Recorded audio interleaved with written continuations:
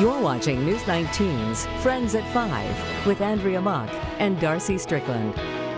Thanks for joining us for the second half hour of Friends at 5. I'm Clark Foraker. Andrea has the afternoon off. And I'm Darcy Strickland. More attention is on the issue of domestic violence across the nation lately. And South Carolina lawmakers are gearing up to find ways to combat the issue here at home. South Carolina, as many of you know, ranks second in the nation when it comes to men killing women in domestic violence situations. Tomorrow, representatives from legal, law enforcement, education, and advocacy communities will speak before lawmakers about the problem.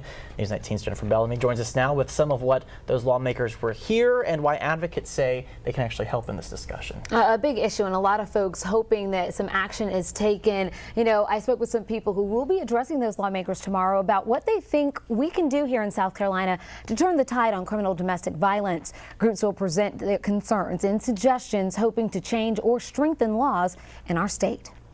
More and more attention is being shown to our state's problems with criminal domestic violence.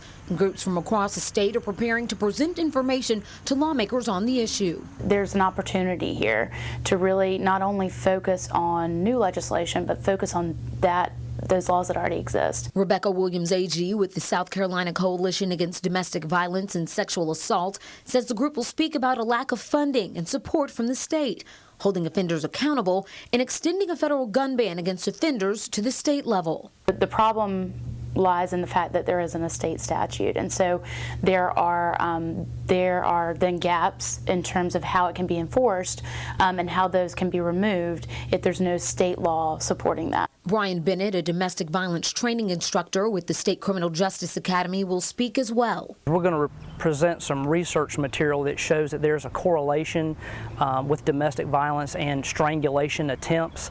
There's a high rate of fatality with those repeated acts. Both Bennett and Williams AG say that bringing various groups connected to the issues of domestic violence could be a step in the right direction to changing the trend in South Carolina. Most of what we do is directed by what state statute allows us to do.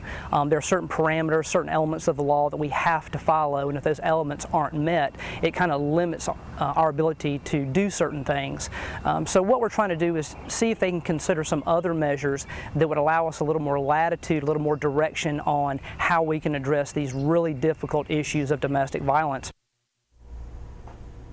Well, the Criminal Domestic Violence Reform Committee will meet at the State House tomorrow beginning at 9:30 in the morning. Next month, on October 7th, the panel will hear public comments on the issue, so it'll be interesting to see what these different groups have to say to lawmakers and what actions they may possibly take in the next session. The good thing is that they're coming together, they're stepping up, they're addressing this issue. The first step. Yeah. Definitely. A lot of work to be done, Jennifer. Thank you so much.